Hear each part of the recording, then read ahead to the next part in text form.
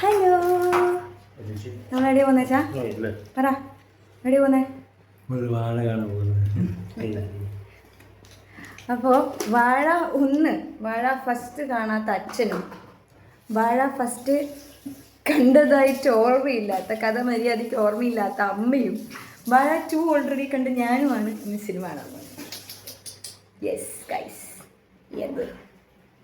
രാത്രി 10 മണിക്കുള്ള പടത്തിന് വേണ്ടി ഞങ്ങൾ ഓട്ടോയിലാണ് പോയത്. ടിക്കറ്റൊക്കെ ഓൾറെഡി ബുക്ക് ചെയ്തിട്ടുണ്ടായിരുന്നു. സത്യം പറഞ്ഞാൽ ഞങ്ങൾ അവിടെ എത്തിയപ്പോൾ ആൾക്കാർ ഭയങ്കര കുറവായിരുന്നു. അത് കേട്ട് അമ്മ പറയാൻ തുടങ്ങി, ഇനി പടം കൊള്ളാത്തയാണോ അതോ ആൾക്കാരൊക്കെ കണ്ടിട്ട് പോയെന്നൊക്കെ. അത് കേട്ടപ്പോൾ എനിക്കും ടെൻഷനായി. കാരണം അമ്മയ്ക്കൊരു സ്വഭാവമുണ്ട്, പടത്തിന് ആളില്ലെങ്കിൽ അമ്മ ഒരുപാട് അങ്ങോട്ട് ഓവർ തിങ്ക് ചെയ്യും. പിന്നെ ഞങ്ങൾ കുറച്ച് സാധനങ്ങളൊക്കെ തിന്നാനും കുടിക്കാനും ഒക്കെ മേടിച്ചിട്ട് വേഗം അകത്ത് കയറാൻ തുടങ്ങി. പക്ഷേ സത്യം പറഞ്ഞാൽ പടം തുടങ്ങാറായ സമയമായപ്പോഴേക്കും ഒരുപാട് പേര് വന്നിട്ടുണ്ട്. അത് കണ്ടപ്പോൾ എനിക്കൊരു ആശ്വാസമായി.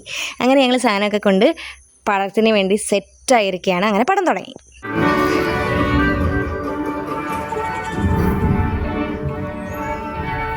അങ്ങനെ ഇൻ്റർവെൽ ആയപ്പോൾ ഞാനും അമ്മയും ഓരോ കോഫിയൊക്കെ മേടിച്ച് അങ്ങോട്ട് കുടിച്ചു, ഒന്നുകൂടി എനർജറ്റിക്കായി.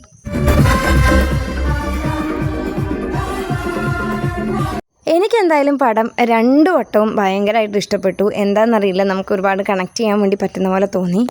പടം കഴിഞ്ഞപ്പോൾ രാത്രി 12:30 അപ്പോൾ വണ്ടി വല്ലതും കിട്ടുമോ എന്ന് നോക്കാനുള്ള പോക്കാണിത്.